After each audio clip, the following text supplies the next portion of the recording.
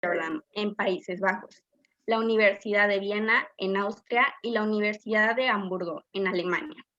Se ha desempeñado como director general de proyectos anticorrupción y director de análisis en materia anticorrupción en la Secretaría de la Función Pública.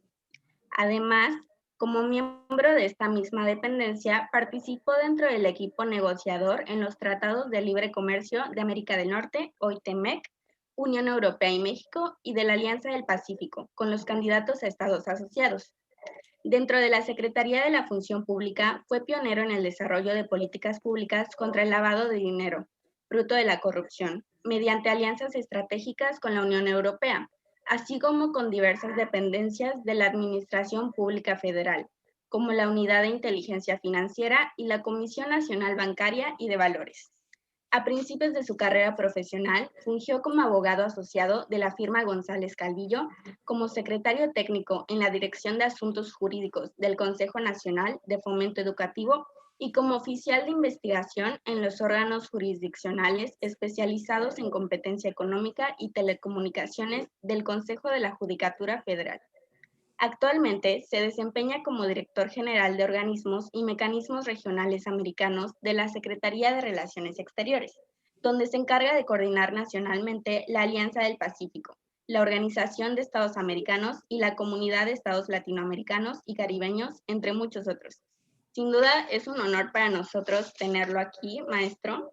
Y pues sin más preámbulo, le cedo la palabra a mi compañero Jorge para dar comienzo a la entrevista y a este evento. Muchas gracias. Muchas gracias, Pau.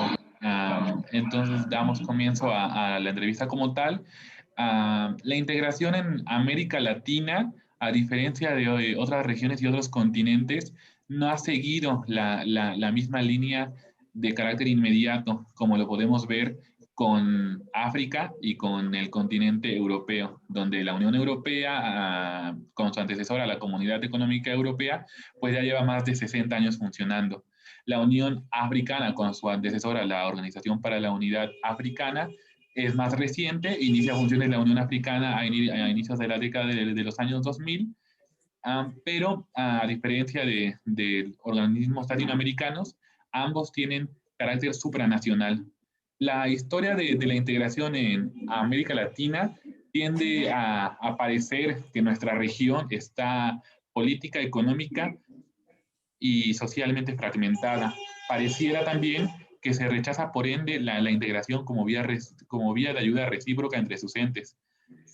Podemos iniciar a nivel continental, ya más recientemente, también para no ir tan atrás, con el proceso de integración a nivel americano con el Tratado Interamericano de Asistencia Recíproca en 1947 y posteriormente con la fundación de la OEA en 1948. Tales organizaciones se evocaban en la seguridad, la democracia y los derechos humanos más que nada entre sus temas principales. Por su parte, a nivel regional latinoamericano, el proceso de integración no logra despegar o al menos no consolida una propuesta viable hasta que aparecen ciertos organismos, en mi opinión, tímidos, como lo fueron la Asociación Latinoamericana de Libre Comercio en 1959, que no llega a completarse, en 1969 el Pacto Andino, que tampoco logra llegar a sus objetivos, mientras que el mercado común centroamericano tarda demasiado en cuajar a razón de las revoluciones que convulsionaron Centroamérica en la década de los años 80. Sin embargo, es en esta década, en esta precisa década de los años 80, donde se registran suficientes esfuerzos para hablar ya de una identidad latinoamericana, donde México, pues, sí podemos encontrar que era protagonista. El principal ejemplo es el Grupo Contadora en 1983 y su ampliación junto con el Grupo de Apoyo a Contadora en 1985, los cuales en su contexto logran los objetivos que tenían plasmados, que era la pacificación de la región centroamericana. Una vez, ya en el periodo de la posguerra fría, en la década de los años 90, la Organización de Estados Americanos, la máxima organización del continente, pues trata de revitalizarse, ¿no? Dando inicio a las cumbres de las Américas. Para el siglo XXI, la situación en el continente americano y en la región latinoamericana, pues tiende a fragmentarse más. Algunos autores nos avisan que estamos viviendo el regionalismo poshegemónico, una alternativa que apostaba por desplazar a las visiones sesgadas y unidireccionales de la liberalización económica. Se da un adiós a la visión comercial, se reconceptualiza el Estado y aparecen una serie de actores o se refuerzan los ya existentes. Tenemos al ALBA, futuramente ALBA TCP, la UNASUR, al grupo de Río, que es el único que sigue funcionando después de muchos años, al G3, por ejemplo, entre México, Venezuela y Colombia, a la comunidad andina, entre muchos otros de los cuales México es miembro o es miembro observador. Entonces empezamos a ver cómo distintas organizaciones empiezan a dotarse de complementariedad.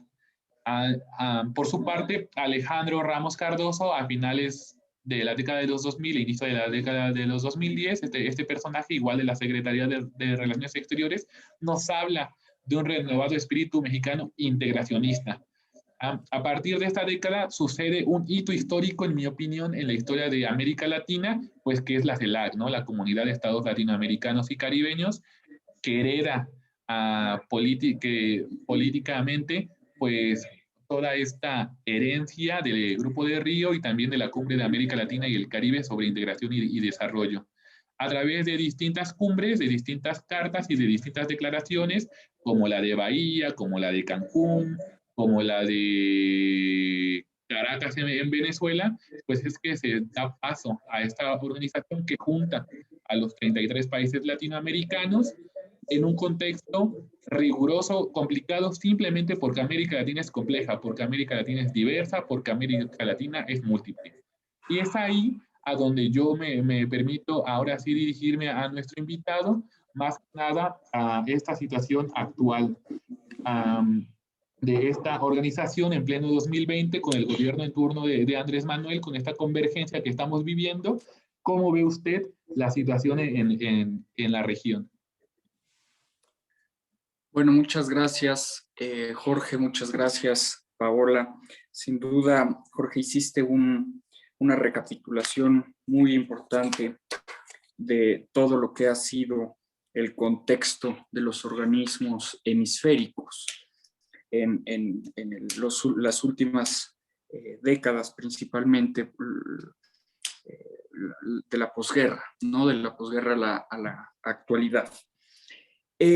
La situación de la región actualmente está marcada por una situación particular de la compleja situación que está viviendo Venezuela. Eso en este momento está siendo un factor de división importante y yo considero el más significativo que hay ahorita en el hemisferio. Definitivamente la Organización de Estados Americanos está caracterizada, como tú bien lo dijiste, como el foro hemisférico por excelencia para discutir y desahogar todas las cuestiones políticas que hay en la región. Sin embargo, la actual gestión del secretario general, Luis Almagro, ha sido marcada por un sesgo muy importante y por una actuación parcial hacia un grupo de países, ¿no? Principalmente el Grupo de Lima y Estados Unidos. Podemos hacer una comparación muy importante entre gestiones de secretarios generales, ¿no? Podemos ver el secretario general de la Organización de las Naciones Unidas y podemos ver a este secretario general, Luis Almagro, y comparar la forma en la que se han abordado los problemas que aquejan al hemisferio. Por una parte, vemos a Luis Almagro como un secretario general donde no tiene ningún tipo de limitación respecto de emitir opiniones personales en contra de países o digo, ahorita para México, Venezuela ya no forma parte de la Organización de Estados Americanos, dado que denunció el tratado, o países miembros de la organización, ¿no? Como es el caso de Nicaragua, en donde él no tiene ningún tipo de limitación en criticar directamente a los gobiernos y tensar y romper sus canales de diálogo con esos estados. Recordemos que las funciones de un secretario general es justamente ser un puente de comunicación entre la organización y los estados miembros, o entre los estados miembros, ¿no? Entre un estado miembro y otro. Debe de fungir como un actor confiable con todos y cada uno de los estados. ¿Qué es lo que hace el secretario general de la ONU?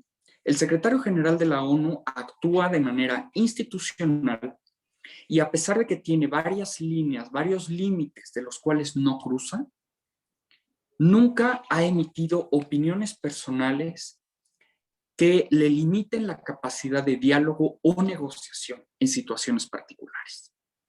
Entonces, cuando vemos que este organismo, que como les comenté, es el foro político tradicional del hemisferio, ya no funciona, ya no cuenta, o sea, ya no le permite a los estados desahogar sus diferencias políticas, ahí es cuando la región empieza a desquebrajarse aún más, ¿no? Y yo creo que el punto más complicado de esta situación particular fue a principios del 2019, cuando se genera este rompimiento interno de Venezuela, donde tenemos al presidente del Poder Legislativo, que en una plaza pública se autodeclara presidente encargado de Venezuela, y por otra parte teníamos a Nicolás Maduro tomando posesión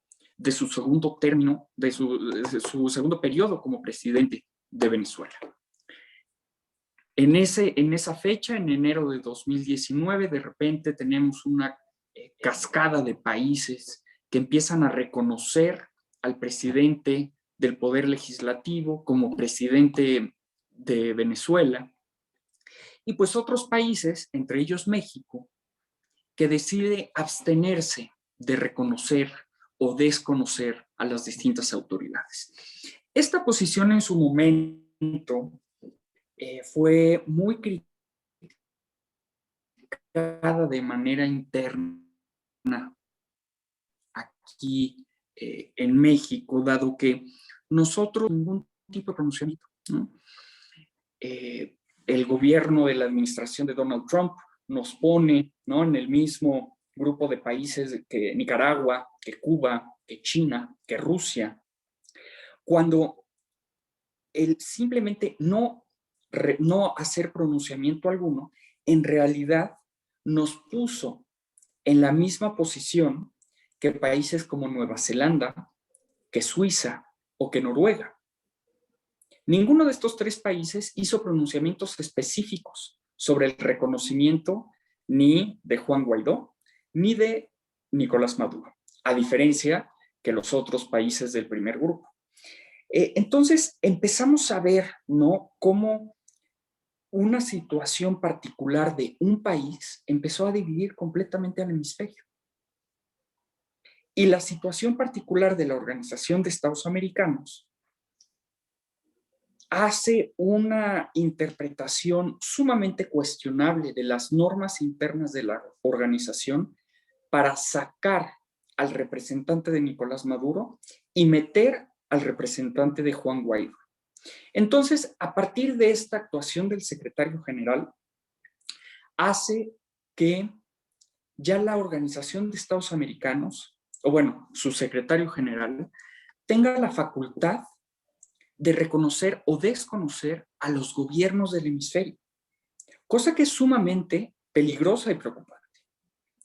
Entonces, la situación de la Organización de Estados Americanos era un ejemplo claro de la división que existía en la región en ese momento. Esto ocurre a principios de 2019. En septiembre de 2019, en la 74ª Asamblea General de las Naciones Unidas, México presenta su candidatura para ser presidencia pro tempore de la CELAC. Nosotros somos elegidos por consenso en la región y en una reunión de ministros, en una reunión de cancilleres de la CELAC en Nueva York. Y los países que asisten a nivel de cancilleres son únicamente 8 de 33. Hay otros más que son representados a más bajo nivel, pero en realidad no pasa de 21 países presentes. Ahí es cuando nos damos cuenta que si nosotros seguíamos sustentando las actividades de la CELAC y con ello las actividades que sustentaban la integración latinoamericana en cuestiones meramente políticas, nosotros no íbamos a llegar a nada, dada la división política que había en la región y la gran diferencia, una de las más grandes diferencias entre la CELAC y la OEA es la forma en que se toman las decisiones. En la OEA se toman por mayoría de votos, en la CELAC se toman por consenso. Entonces, si existía un solo país que estaba en contra de alguna decisión, acción o propuesta que se tomara en el marco de la CELAC, la actividad no podía realizarse. Entonces nosotros sabíamos, si empezábamos a meter cuestiones políticas a la CELAC, no íbamos a avanzar. Entonces decidimos dejar todos los temas políticos en el marco de la OEA y enfocar las actividades de la CELAC en cooperación internacional. Y eso no, porque la CELAC, como bien dijiste, es lo más parecido, que en realidad no tiene mucho de parecido, pero es lo más parecido que América Latina tiene a la Unión Europea. Un mecanismo que concentra a prácticamente todos los países de la región en un mecanismo de diálogo para poder tener posiciones conjuntas, poder tener trabajos conjuntos. Entonces era muy complicado, ¿no? Tenemos otros organismos o mecanismos regionales en América Latina, la Alianza del Pacífico, CARICOM, CELA, Mercosur, inclusive la CEPAL o el ALBA, como tú ya bien lo dijiste. Y en todos estos mecanismos subregionales siempre están principalmente concentrados países que son muy similares, que piensan de manera similar, ¿no? En la Alianza del Pacífico, pues somos México, Colombia, Perú y Chile, ¿no? Países que relativamente tenemos posiciones similares, no generalmente, no siempre posiciones políticas iguales, pero posiciones económicas iguales. No tenemos niveles de desarrollo parecidos, a pesar de que los tamaños de la economía no son parecidos. El nivel de desarrollo, cuestiones culturales, ¿no? Socioculturales son muy similares. El tema de CARICOM, por ejemplo, son 13 países que tienen similitudes también culturales, económicas muy parecidas. Y digo también los países del ALBA, que es lo mismo. Pero hay otros, como es el CELA, el Sistema Económico Latinoamericano, en donde los países más importantes, o bueno, no más importantes, los países más grandes que integran este sistema es justamente el G3. Digo, también está Perú, en fin, pero la diferencia entre Colombia y Venezuela ha hecho que el CELA no tenga el potencial, no ejerce el potencial que tiene, que fue un potencial que en la década pasada era muy importante. Entonces, no estaba esta situación regional cuando tomamos la presidencia pro tempore, pues completamente dividida. Ya en este momento, la situación y las diferencias respecto de la situación venezolana ya no son tan graves como en el 2019. Y una de las grandes razones por las cuales se ha disminuido esta importancia, casualmente, es la pandemia. La pandemia representó un reto común para todos. Y es un reto común que no conoce fronteras, ¿no? Los virus, ¿no? Las enfermedades no conocen fronteras.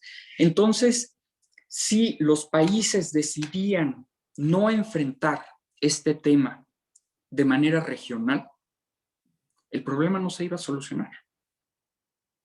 Entonces, de manera muy pues peculiar, ¿no? La pandemia ha ayudado a la integración latinoamericana. Sorprendentemente. Así es. Sí, y es precisamente lo que queríamos destacar, o lo que yo quería destacar, todos los logros que la CELAC ha tenido en sus ya más de 10 años, las posturas y un reposicionamiento que ha tenido América Latina como conjunto ante las principales coyunturas mundiales y las posturas que ha tomado conforme a los conflictos.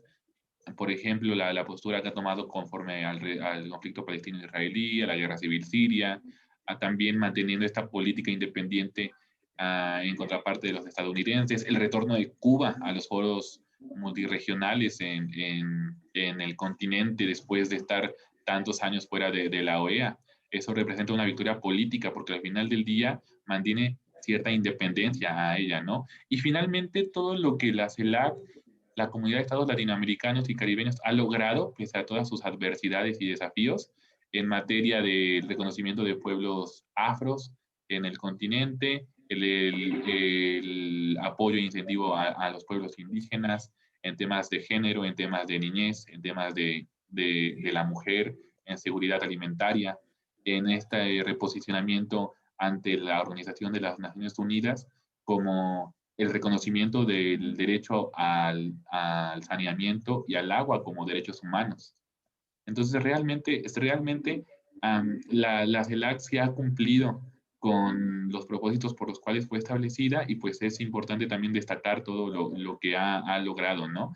De ahí partimos a la pregunta, entre tantos organismos latinoamericanos que se encuentran, que quizá México no es partícipe de todos, no se sobreponen estos o se traslapan los unos a los otros y esto no sería indicador de un freno entre sus múltiples objetivos? Pues mira, hay muchos temas que estamos abordando en la CELAC que también son abordados en otros organismos, tanto globales como subregionales. Sin embargo, hay un tema que hace que no choquen y es la cuestión de que la CELAC es lo que les comentaba, el único mecanismo que concentra a los 33 países de la región.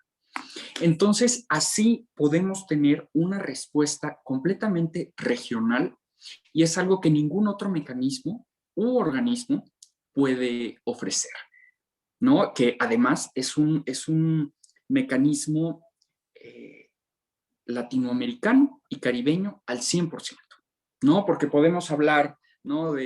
de cualquier otro tema en las distintas agencias de las Naciones Unidas o hablar en la Organización de Estados Americanos, pero en estos dos organismos siempre vamos a tener influencia del exterior de nuestra región. En la CELAC no tenemos influencia cuando estamos tomando decisiones de este tipo, ¿no? Entonces, sí puede haber una duplicidad de actividades, pero nunca se van a contraponer con los otros organismos. De hecho, también es interesante el papel que está teniendo porque los especialistas en América Latina han testificado que sus logros políticos pues tienen un renombre más preponderante de lo que la Alianza del Pacífico es. La Alianza del Pacífico pues está más evocada a los temas económicos, no hay una integración política y social que digamos fuerte, y es conforme a los logros económicos de México, Perú, Colombia y Chile, pues que se ha dado un seguimiento como tal. Sí, la diferencia sí ha sido muy importante. Sin embargo, esta situación de pues los éxitos de las presidencias, de los mecanismos, también depende mucho del tiempo, ¿no? Si nosotros vemos las actividades de la CELAC de 2017 a 2019, en realidad la CELAC estaba sin ningún tipo de actividad, ¿no? Estaba moribunda, estaba en coma. Y si comparas, ¿no?, las actividades de la CELAC en ese periodo con las actividades de la Alianza del Pacífico, pues la Alianza del Pacífico tenía éxitos muy importantes, como por ejemplo el tema de en ese momento las candidaturas a estados asociados, ¿no? La Alianza del Pacífico abre la posibilidad a otros países de ser considerados estados asociados. Y no fue poca cosa la cuestión de que la Alianza del Pacífico abre esta posibilidad y países tan importantes como Canadá, Singapur, Australia y Nueva Zelanda levantan la mano para integrarse a la Alianza del Pacífico. Entonces esto fue un éxito rotundo de la alianza al decir, nos vamos a abrir al mundo, y países tan importantes, ¿no?, países del G20, levantan la mano para integrarse a nuestra alianza. Ya este proceso se va entorpeciendo, ¿no? Y hasta la fecha son negociaciones que todavía no cierran. Pero en su momento fue un gran éxito de la Alianza del Pacífico, mientras la CELAC no estaba haciendo absolutamente nada, ¿no? Entonces, los éxitos de los mecanismos creo yo que dependen mucho del liderazgo de los países que tienen la presidencia pro tempore y los oficios diplomáticos que ejecutan, ¿no? La presidencia anterior a México en la CELAC fue Bolivia. Bolivia nos entrega la presidencia pro tempore y lamentablemente por la situación de división que imperaba en la región en ese momento, Bolivia no pudo tener actividades muy importantes bajo su presidencia. Además, es indiscutible la diferencia de la influencia regional que tiene Bolivia con la que tiene México. Entonces, a nosotros este tema de la influencia diplomática también es uno de los factores importantes de los éxitos que hemos tenido en la CELAC, aunado a la estrategia que implementamos de abocarnos a la cooperación. Precisamente es al punto al que queríamos llegar. Para los que no saben y para los que ya sabemos, Bolivia estaba Evo Morales como presidente en el año pasado. Se le da lo que, en palabras del canciller Marcelo Ebrard, nombra como golpe de Estado, y llega al poder Yanín, esta mujer que se convierte en su presidenta y que, como bien nos ha dicho nuestro invitado, pues si la CELAC estaba olvidada, tiende a bajar eslabones más. Mi pregunta entonces sería, además de que ya me has dicho cómo México la recibió, las proezas que se han logrado durante tu mandato y más que nada durante el mandato de nuestro país al frente de ella, en materias como por ejemplo la ciencia, la tecnología, la integración política, la concertación política, la cooperación intrarregional, la cooperación con otras regiones del mundo. Sí, efectivamente, como bien dices, el tema de Bolivia no fue el año pasado, fue el año antepasado, fue a finales de 2019, en donde nosotros ya habíamos sido elegidos presidencia pro tempore, pero todavía no tomábamos posesión, éramos presidencia electa.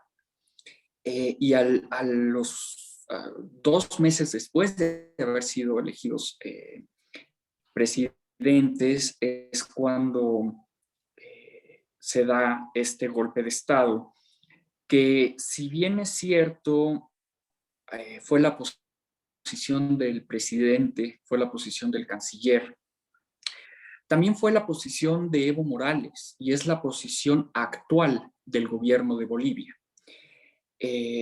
Entonces no fue una posición únicamente del gobierno mexicano, es la posición que actualmente sostiene el Estado boliviano, ¿no? Que lo que sucedió a finales de 2019, cuando el ejército le sugiere al entonces presidente Evo Morales renunciar, pues es si bien es cierto, no fue una presión con armas, no fue una presión, no fue una agresión a balazos, ¿no?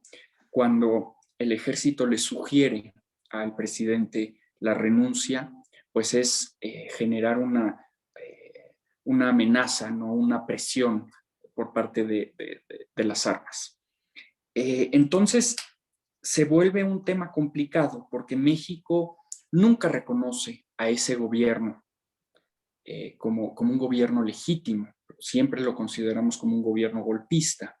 Entonces tampoco íbamos a aceptar que ellos nos entregaran la presidencia, dada esta cuestión, porque al nosotros invitarlos a la transmisión, ¿no? de la presidencia, pues iba a generar una cuestión de reconocimiento a ese gobierno y de tener una cierta anuencia con lo que pasó en Bolivia.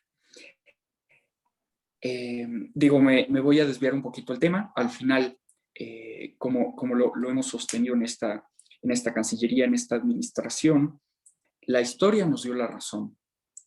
Al tener la victoria del partido de Evo Morales con una aplastante mayoría de más del 50%. Entonces, ahí es cuando se neutralizan todas estas acusaciones, en donde uno, si no es que el actor principal que desembocó, que provocó la crisis política de Bolivia, fue justamente Luis Almagro, con una violación a las normas, al manual técnico de sumisión de observación electoral que estaba ahí presente en Bolivia por las elecciones, que contrario a todas la reglamentación de la misión, contrario a todas las costumbres de las misiones de observación electoral, hace pronunciamientos políticos a destiempo, sin ningún tipo de sustento respecto a que en esas elecciones había habido fraude. Y ese comunicado de la misión de observación electoral fue la chispa que detonó la crisis política en Venezuela. Perdón, en Bolivia. Entonces, cuando nosotros, ¿no?, nos encontramos en esa situación, estábamos elaborando un plan de trabajo y a su vez estábamos manejando la crisis que estaba sucediendo en Bolivia, porque tú recordarás que la Embajada de México en Bolivia se constituyó como un lugar seguro de todos los altos funcionarios de ese gobierno. Así es. Hubo un momento en donde teníamos a la mayoría del gabinete de Evo Morales, teníamos a las presidentas de la Cámara de Diputados y de Senadores, y teníamos a los magistrados de la Corte Suprema. Y además llegamos a tener a familiares de Evo Morales. Teníamos un poco más de 40 personas adentro de nuestra embajada. Teníamos al Estado boliviano resguardado en nuestra embajada. Fue un momento que yo considero que va a pasar a la historia como una de las decisiones más importantes de la tradición diplomática de asilo en México, en donde nuestra gran ejecutora fue la embajadora Teresa Mercado, que tiempo después el gobierno golpista de Yanine Áñez la declara non grata, se viene a México, se regresa a México el 31 de diciembre de 2019, y cuando entra el gobierno de Luis Arce, de Lucho Arce, le retiran la declaratoria de persona non grata y la regresamos a Bolivia, y actualmente es nuestra embajadora en La Paz. Entonces, no, mientras estábamos manejando la transición, también manejábamos esta crisis, que era el Estado, que era presidencia pro tempore en ese momento, y convocamos a una reunión de cancilleres como inicio de nuestra presidencia pro tempore. Recordarán que les comenté que presidencia presentes. Cuando iniciamos nuestra presidencia, convocamos a ministros y asisten personalmente 20 cancilleres, 4 vicecancilleres y 4 coordinadores nacionales. Entonces, México demuestra la influencia política, diplomática que tiene en América Latina, y lo más importante, las excelentes relaciones que tenemos con los países de la región. Y gracias al trabajo diplomático logramos que diversos países del Grupo de Lima, que reconocían a Juan Guaidó como presidente encargado de Venezuela, se sienten en la mesa con el ministro del gobierno del presidente Nicolás Maduro.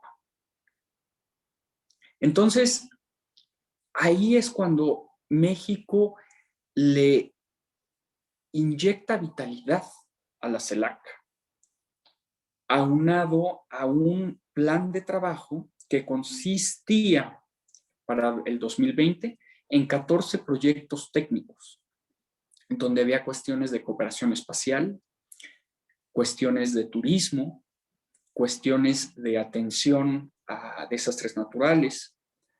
Algo muy importante era cuestiones de monitoreo de virus y bacterias, ¿no? Que este proyecto lo desarrollamos sin saber lo que nos esperaba 2 meses después con la pandemia. Afortunadamente. Entonces empezamos a desarrollar este plan de trabajo y empezamos a trabajar en todos estos proyectos. Y pues viene la pandemia, ¿no? Y la pandemia nos complica prácticamente todo el plan de trabajo. Hubo un mes donde la CELAC se queda detenida porque pues aquí no sabíamos cuánto iba a durar. Entonces nosotros dijimos, bueno, esperemos un mes y ya cuando baje la pandemia ya vamos a poder retomar el plan de trabajo, ¿no? Y cuando pasó el mes y nos dimos cuenta que la situación iba empeorando, pues dijimos, tenemos que ajustar nuestras actividades a la pandemia. Entonces, todas las reuniones que teníamos planeadas, las tuvimos que hacer virtuales. Empezamos a darle mayor prioridad al proyecto de monitoreo de virus y bacterias, dado que era la situación en la que todos estábamos muy preocupados. Nosotros, la CELAC fue el primer mecanismo regional que emite un comunicado en enero respecto a la situación de la pandemia. Y empezamos a tener varias cuestiones específicas, como una reunión de ministros de salud regional para actualizar a toda la región respecto a la situación de cada país en particular. Fue una reunión en donde se extendió demasiado porque el interés que había de todos los países en participar era absoluta. Y no solo de los países, también de organismos subregionales. Participó la secretaria general de la Conferencia Iberoamericana, Rebeca Greenspan, participó la secretaria ejecutiva de la CEPAL, Alicia Bárcena, participaron el secretario general de CARICOM, el secretario general del Sistema Económico Latinoamericano, en fin, ¿no? O sea, participó también la OPS, el ministro de Salud de China. En fin, fue una reunión muy amplia. Y justo a partir de esa reunión donde participa el ministro de Salud de China, es donde empieza la cooperación en temas de salud de todos los países de la región con China. Recordemos que en los momentos de crisis de la pandemia, en el primer semestre del año pasado, el puente aéreo entre México y China fue una de las acciones que más dotó de insumos médicos a nuestro sistema de salud. Y como fue con México, fue con muchos países de la región. Esta fue como el primer hecho, ¿no?, donde participa China en temas de salud.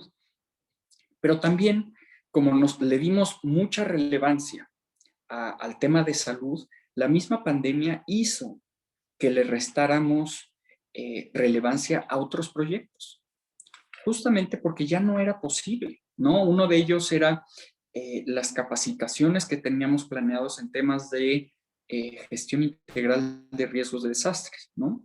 Enfocado principalmente a países caribeños, que son los países más vulnerables a desastres naturales.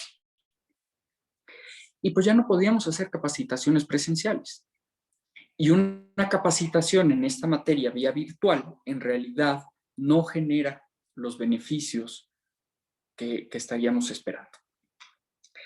Entonces, yo creo que el gran logro de la presidencia pro tempore, bueno, de la primera presidencia pro tempore de México en la CELAC, fue ajustarnos a la situación, ajustar el plan de trabajo a combatir la pandemia.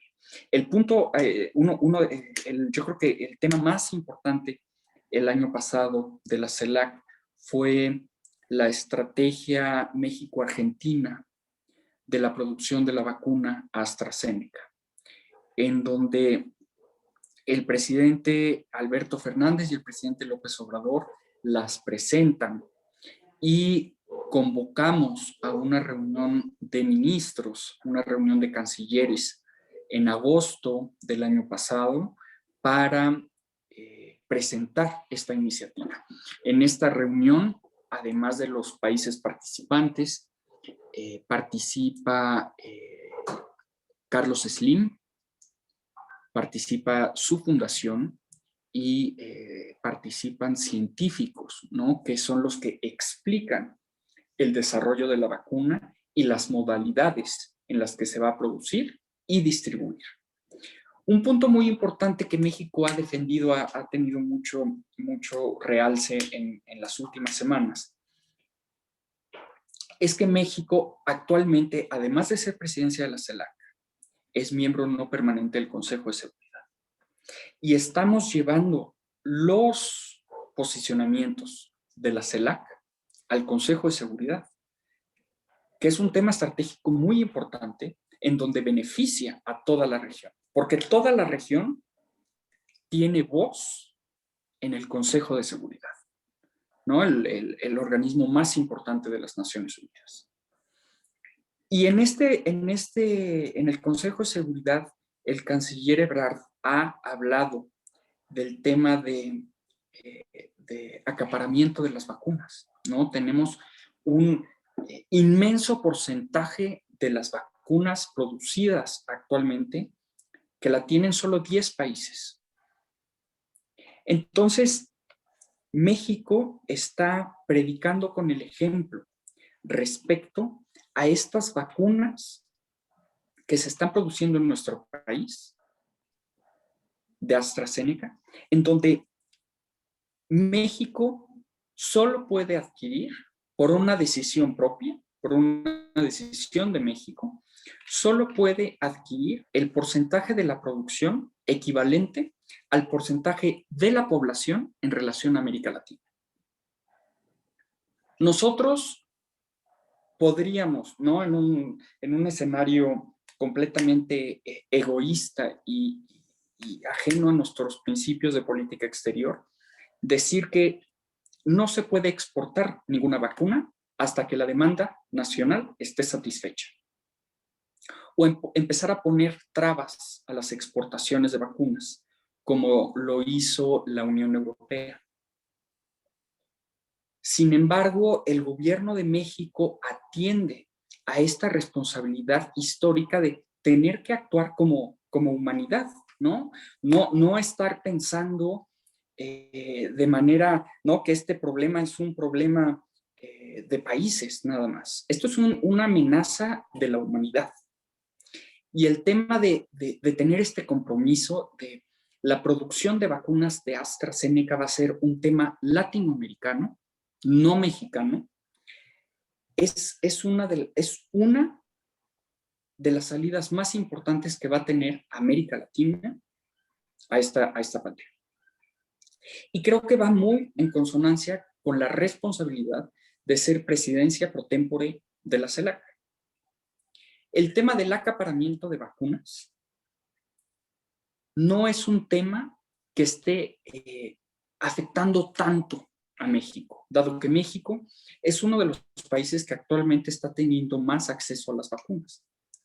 Es un tema que está afectando a los países de menor tamaño dentro de la CELAC. Digo, también, por ejemplo, África, ¿no? Que hace apenas unos días llegó el primer cargamento de vacunas a Ghana, y los demás países de África siguen sin vacunas.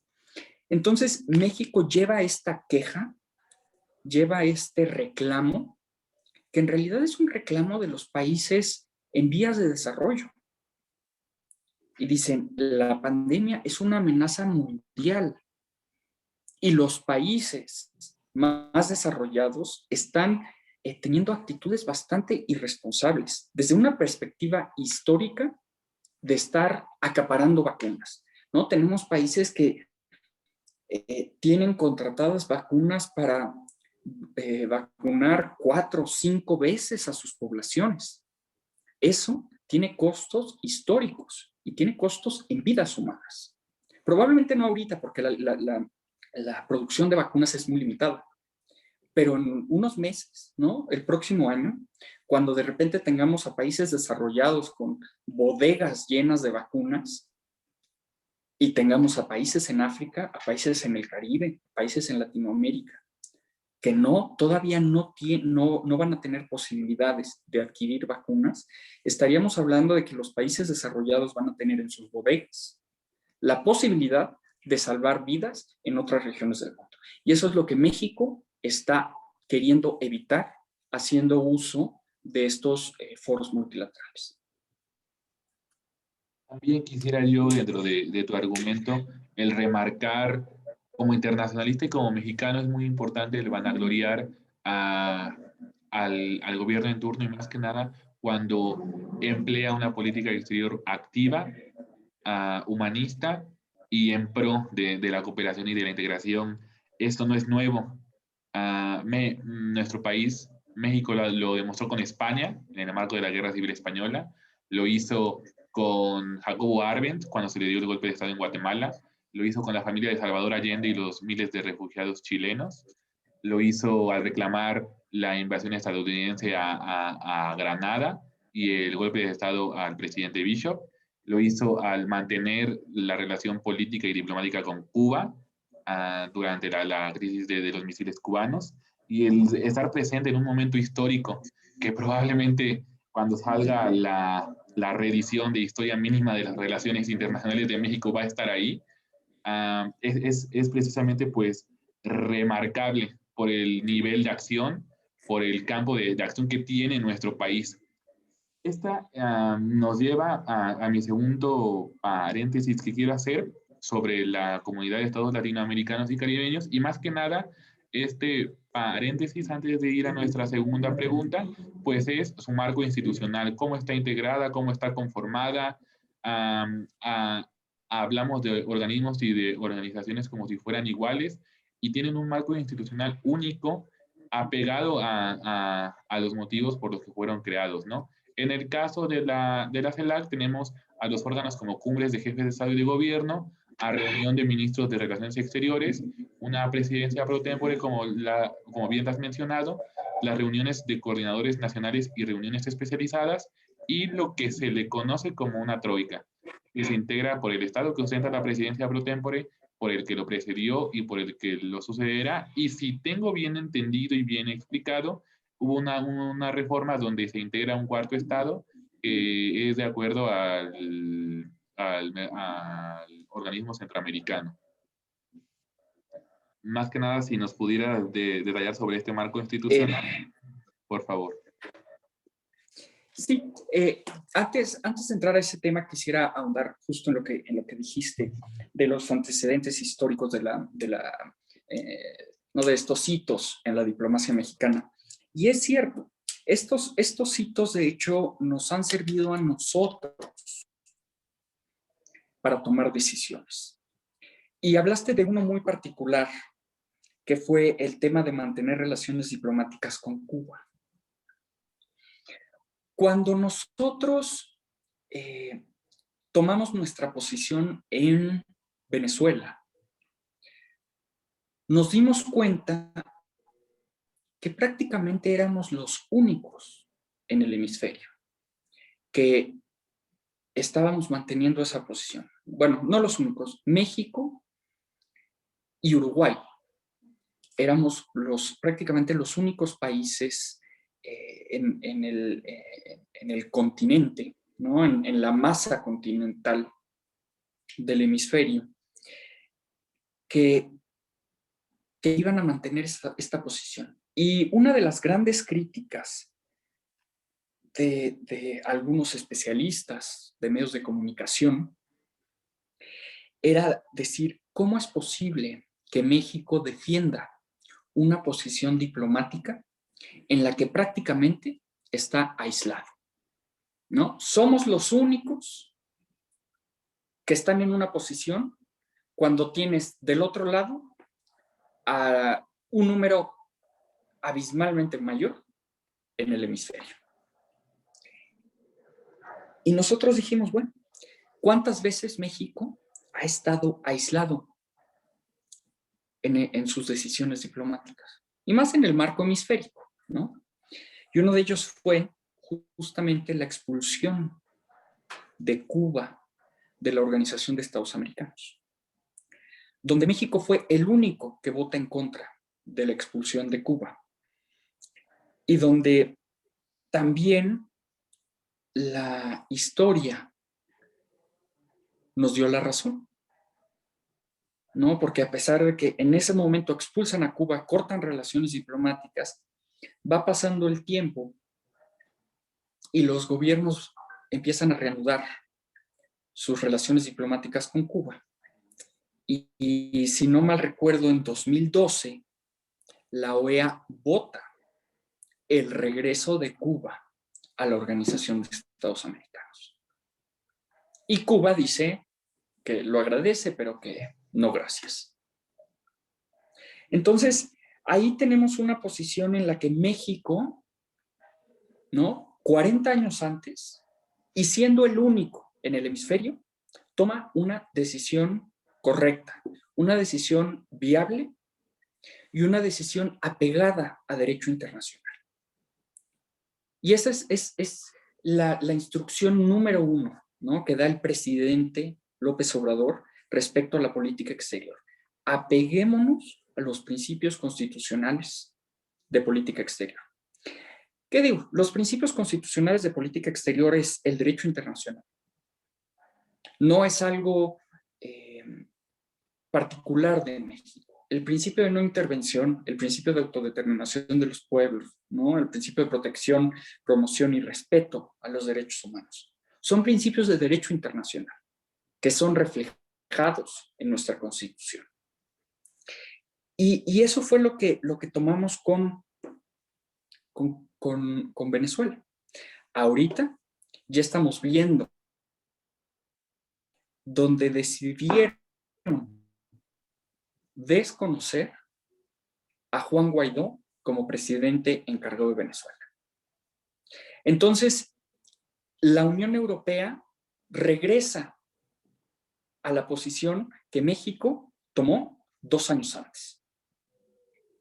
Y ahí es cuando nosotros decimos que la posición que México toma en Venezuela es la posición correcta, porque actualmente México tiene buenas relaciones con el Grupo de Lima, buenas relaciones con Estados Unidos, buenas relaciones con la Unión Europea, buenas relaciones con Venezuela. Y también el tema de Salvador Allende. Una vez escuché a un periodista decir que el haber rescatado a Evo Morales fue como haber sacado a Salvador Allende antes de que lo asesinaran.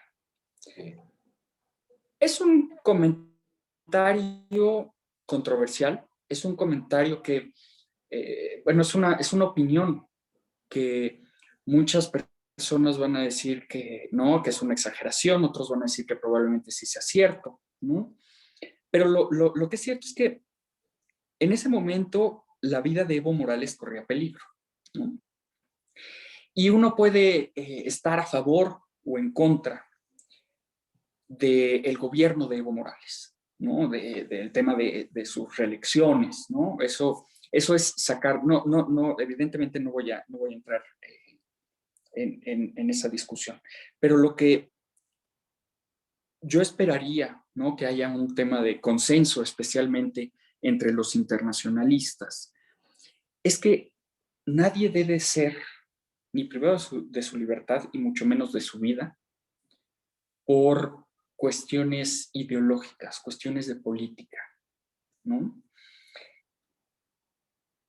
Puede haber muchas teorías respecto de qué es lo que hubiera pasado con Bolivia si a Evo Morales lo hubieran matado. Pero lo que es cierto es que México saca y le salva la vida a un jefe de Estado que fue obligado a renunciar, que su vida corría peligro y que probablemente el haberlo sacado disminuyó la tensión política que vivía Bolivia en ese momento. Y también vimos todos los antecedentes históricos que hay en la diplomacia mexicana respecto a proteger a perseguidos políticos. Que uno puede decir, oye, pues es que Evo Morales tiene una ideología parecida al gobierno en turno en México, ¿no? Pero el asilo político también lo hemos dado en Venezuela contra perseguidos de Maduro.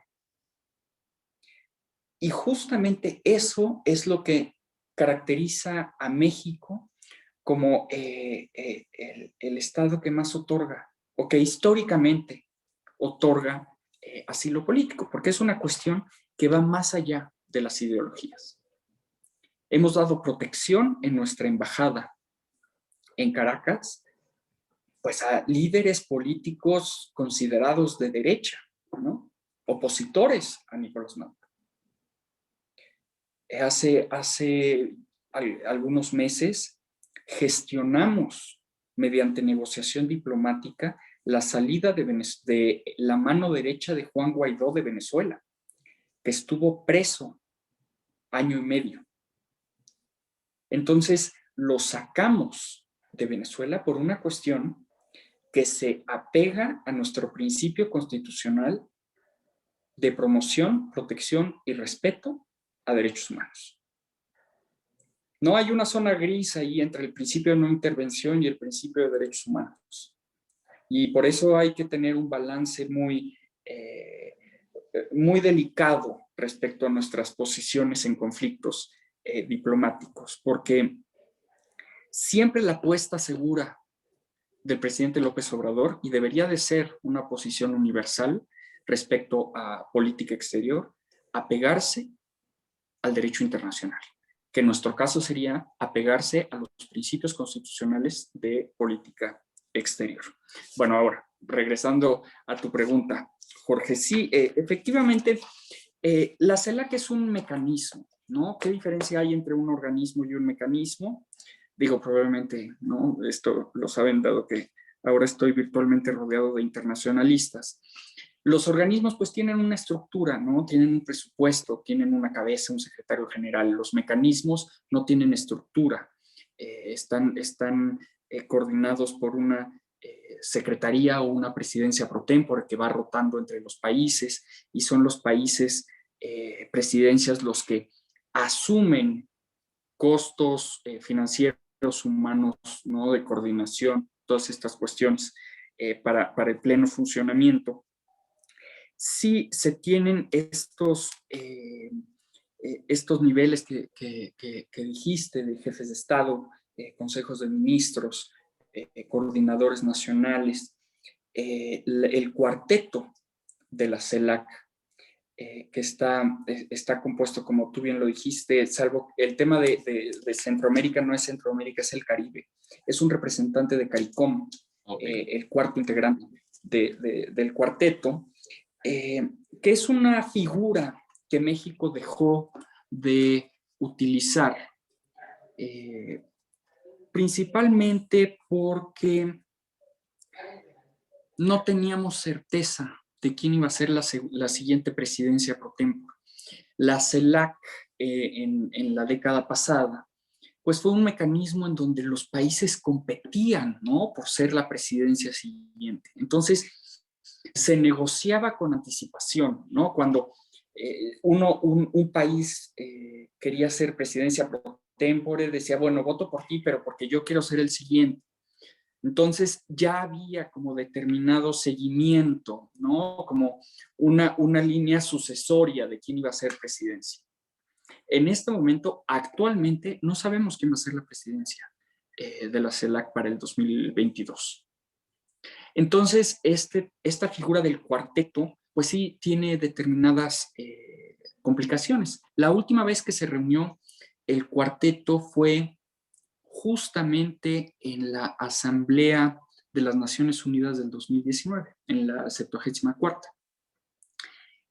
Y nos hemos dado cuenta que no hay realmente una necesidad de esta figura mientras el mecanismo pueda funcionar, ¿no? Algo muy importante respecto a la integración de la CELAC es la controversial participación de Brasil. Brasil en enero del 2020 decide anunciar la suspensión de su participación en la CELAC como una forma de reclamo a la participación de Venezuela, de Cuba y de Nicaragua. Una decisión que no nos sorprendió debido a la posición que tiene el gobierno de Jair Bolsonaro frente a foros multilaterales. Y Brasil mantuvo suspendida su participación en actividades de la CELAC desde enero del 2020 hasta hace 2 días. Hace 2 días tuvimos el segundo foro ministerial CELAC China en tema de agricultura, que eso no habíamos hablado de ello. La agenda que la CELAC tiene con China ha estado muy activa en los últimos 4 meses. En lo que va del año hemos tenido 2 encuentros de muy alto nivel y en próximas semanas vamos a tener un tercer encuentro. Hemos estado tratando de tener un encuentro con China cada mes. Y en este foro sobre agricultura, que fue el segundo, la primera edición se realizó hace 8 años, entonces uno puede ver que sí ha tenido una reactivación muy importante la relación de la CELAC con China. Participó Brasil a nivel subsecretario. Entonces, justamente esta participación de Brasil va encaminada a la cuestión de que México está enfocando las actividades de la CELAC en temas de cooperación. Y ya no estamos hablando de temas, ¿no? De temas políticos, temas de democracia, temas de derechos humanos, que era una cuestión común en la CELAC hace unos años. Entonces, esta participación de Brasil, si bien es cierto, no la tomamos como una reactivación de la participación de Brasil en la CELAC, pues fue un gesto que nosotros agradecimos, porque Brasil, ¿no? Como la economía más grande de América Latina y el Caribe, pues no, es indudable el papel principal que tiene en la región. Y para poder abordar los retos de la región de manera correcta, no de la manera más eficiente, pues necesitamos tener a todos, principalmente al país más grande, ¿no? Entonces, la CELAC no es un mecanismo, pues yo diría que sui generis, considerando el tamaño y el número de países y el tamaño de la población, de extensión territorial y la diversidad de sus actores. No podemos compararnos con la Unión Europea, pero pues la Unión Europea sí es un organismo, ¿no? Sí tiene estructura, tiene presupuesto, tiene una sede, tiene un presidente. La Unión Africana, ¿no? Es un organismo, una sede, un presidente. ANSEAN igual. La CELAC no lo tiene. Entonces es muy complicado estar deteniendo todos los hilos, ¿no? del movimiento de la CELAC. Y si no fuera justamente por estas relaciones diplomáticas que tiene México con los países miembros, pues sería muy complicado poderla manejar, especialmente en estos momentos de división política en la región. Dentro de esta tesitura, entonces, ¿qué podemos esperar de la presidencia, pro tempore de México en lo que le queda de tiempo? En temas quizá podamos abordar, si es que la CELAC lo hace, como migración, o recientemente con la política exterior feminista, que se ha encargado la Cancillería de abordar y su impacto para con los países vecinos, si es que la hay. Mira, yo creo que lo principal, como lo mencioné, ¿qué podemos esperar? ¿Cuál va a ser el legado, ¿no? de México al frente de la CELAC? Sin duda va a ser la cuestión de sustentar la integración latinoamericana y caribeña en la cooperación internacional. En la década pasada, ¿no? En 2010 en adelante, vimos una integración latinoamericana muy importante, especialmente a partir de la creación de la UNASUR, en donde la integración latinoamericana estaba sustentada en estas posiciones políticas, ¿no? Teníamos a grandes figuras de la izquierda latinoamericana dirigiendo a los países, ¿no? Teníamos a Lula, teníamos a Bachelet, teníamos a los Kirchner, a Correa, a Samper, ¿no? A Chávez. A Chávez, claro. Entonces, teníamos a estos presidentes con una afinidad política e ideológica muy fuerte, que hacían de América del Sur, de América Latina, una región integrada. Cuando las ideologías de los gobiernos cambian por la vía democrática, la integración latinoamericana se va desquebrajando. Y al nosotros sustentar la integración latinoamericana en la cooperación, es una apuesta segura, porque la cooperación internacional, digo, salvo casos muy específicos, la cooperación internacional no depende de ideología, ¿no? Países latinoamericanos no se van a negar a recibir ayuda, a recibir cooperación internacional por ser gobiernos de izquierda o ser gobiernos de derecha. Todos los países latinoamericanos necesitan cooperación internacional en temas de agricultura, en temas de alimentación, en temas de salud. Y eso es a donde nos estamos encaminando, ¿no? Por ejemplo, tuvimos un cambio importante de gobierno respecto de ideología, ya siendo presidencia de la CELAC en Uruguay. Uruguay era un gobierno de izquierda, un gobierno del Frente Amplio, donde tiempo después, meses después de nuestra toma de posesión como presidencia de la CELAC, pasa a ser un gobierno de derecha.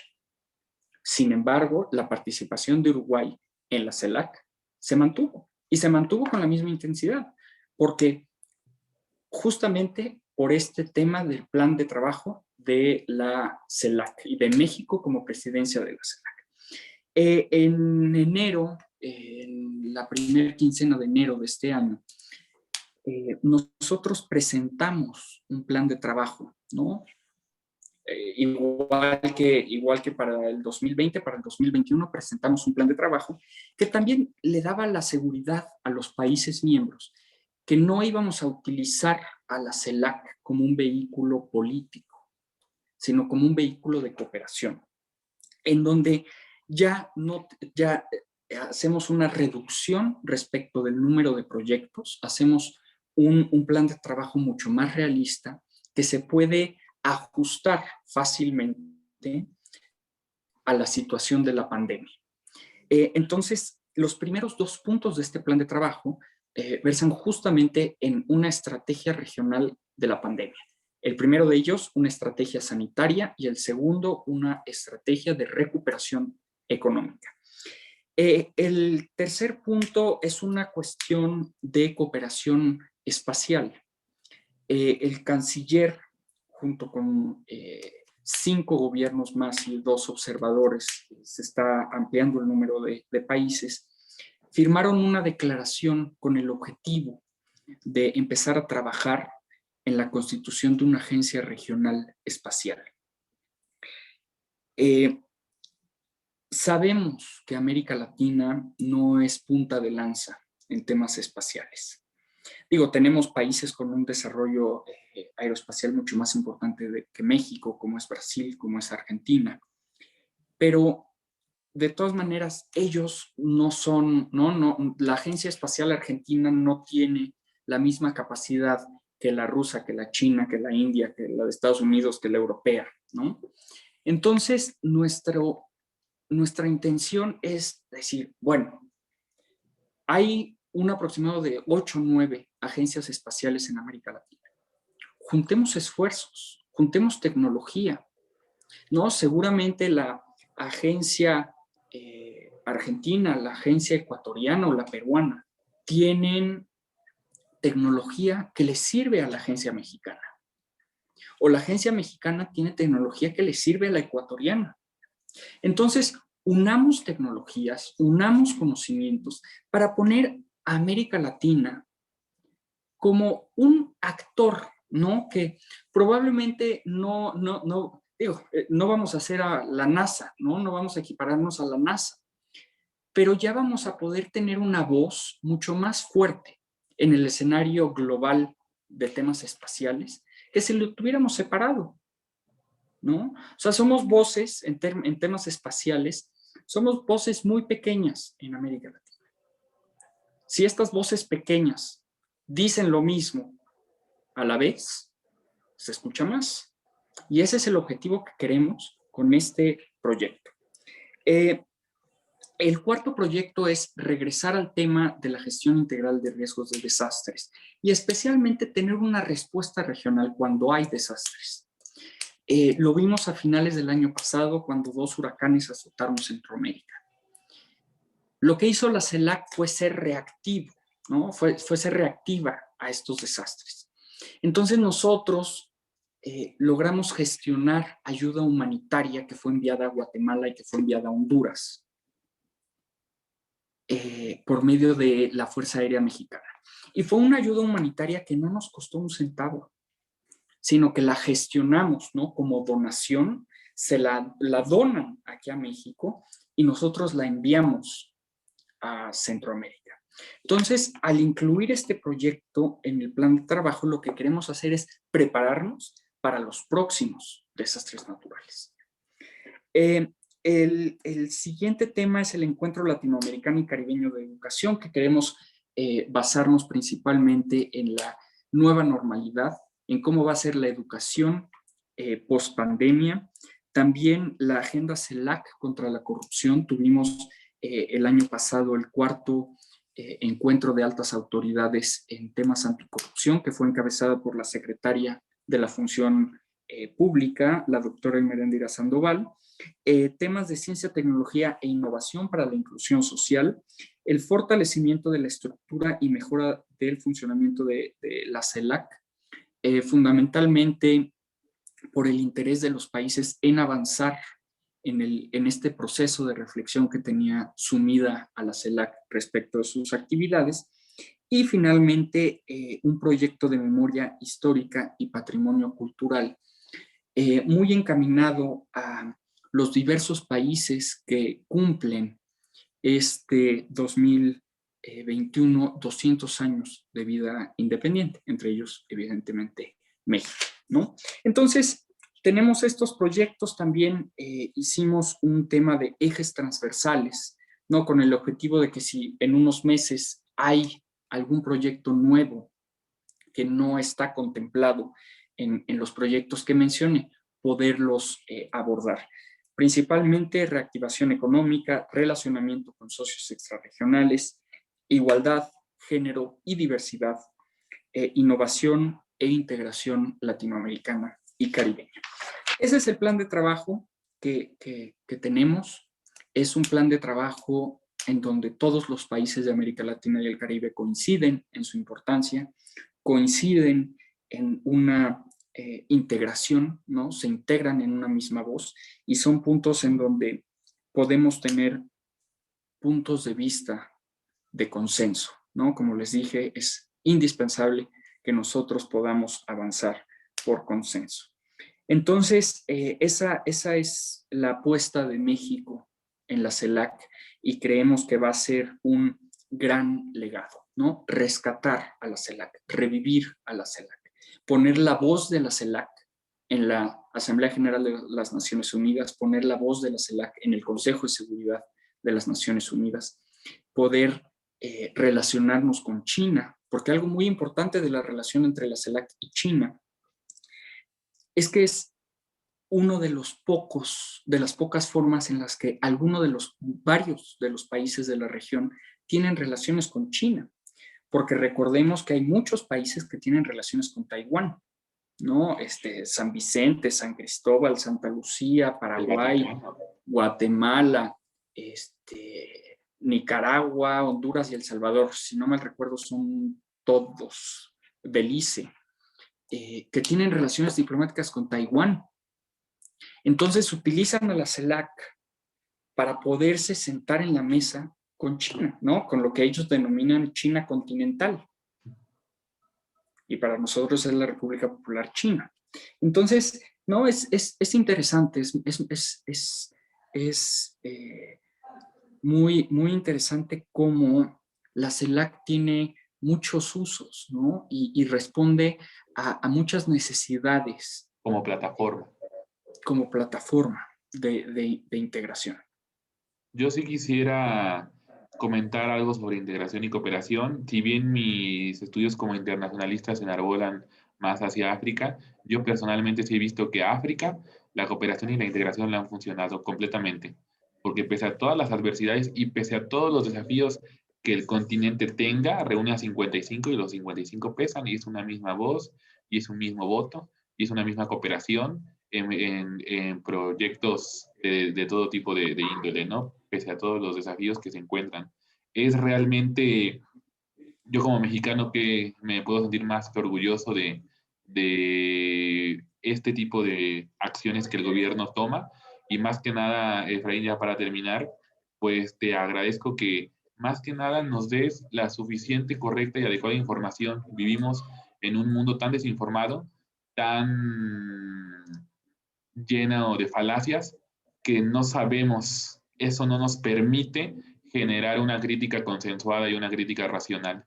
Entonces, cuando uno realmente se entera de todo lo que se está llevando a cabo, de la realidad, de las acciones, de que hay gente que está trabajando, de que hay gente que está poniendo todas sus ganas del mundo, que dedica tiempo, que dedica todo para poner en marcha estos mecanismos de integración latinoamericanos para un resultado próspero, para un resultado recíproco, para que realmente esta identidad latinoamericana no se hunda, crezca, se enarbole más y realmente el resultado sea mutuo para todos.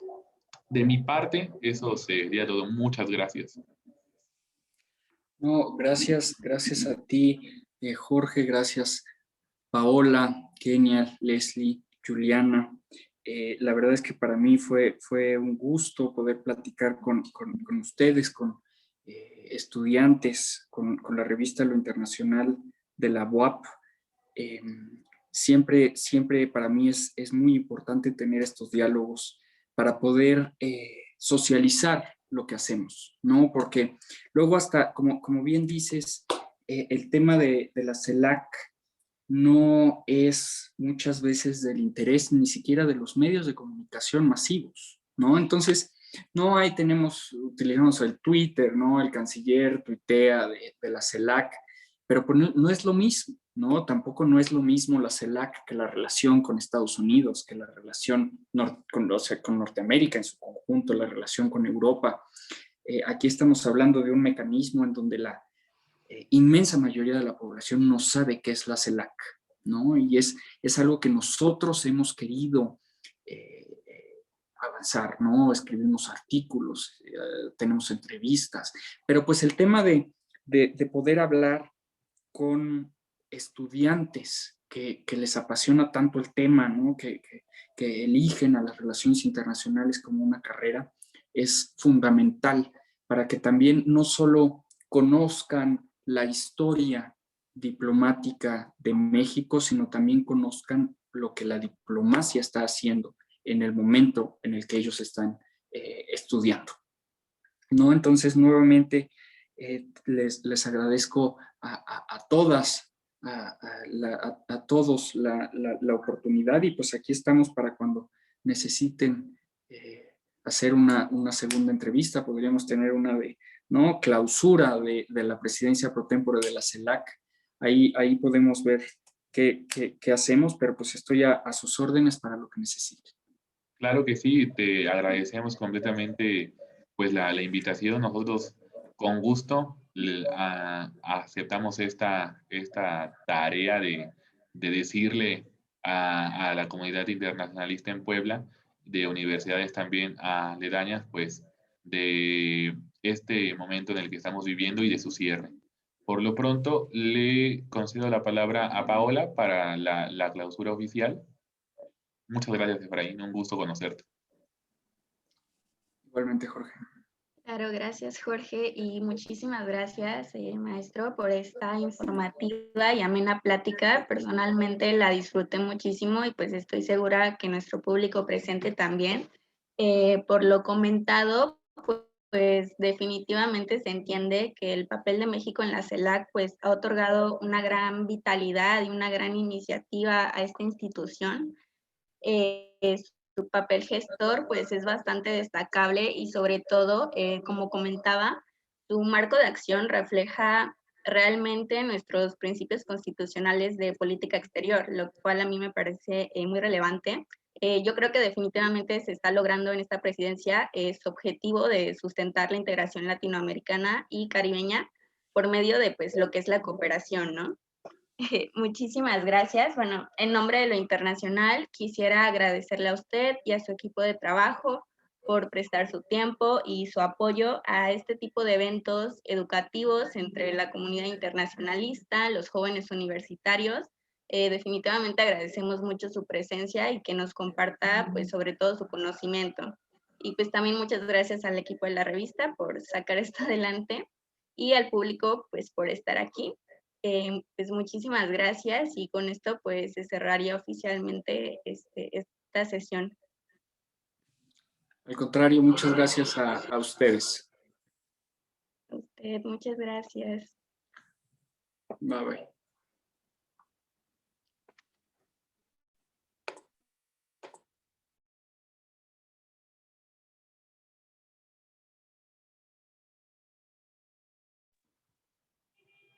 ¿cómo? Ah, bueno, ya la voy a terminar, perdón. Déjenme